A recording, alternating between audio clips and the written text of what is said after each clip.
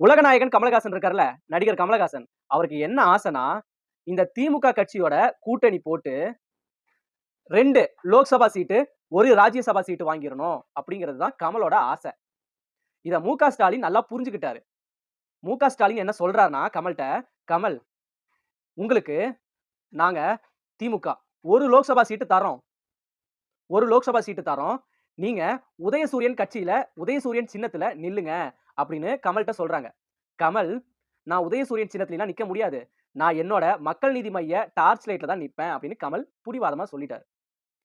உடனே மு.க. ஸ்டாலின் என்ன சொல்றாருன்னா, "சரி, நீங்க உங்க கட்சி டார்ச் லைட் சின்னத்திலேயே நில்லுங்க. உங்களுக்கு என்னென்ன தொகுதிகள் வேணும் தமிழ்நாட்ல?" அப்படின்னு மு.க. ஸ்டாலின் கமல்ட்ட கேட்கிறாரு. அதுக்கு கமல் என்ன சொல்றாருன்னா, தென் சென்னை, திருச்சி, மதுரை, ராமநாதபுரம் இப்படின்னு ஒரு 4, 5 தேனி இந்த மாதிரி ஒரு 4, 5 மாவட்டம் குடுங்க அப்படின்னு மு.க. ஸ்டாலின்ட்ட கேட்கிறாரு.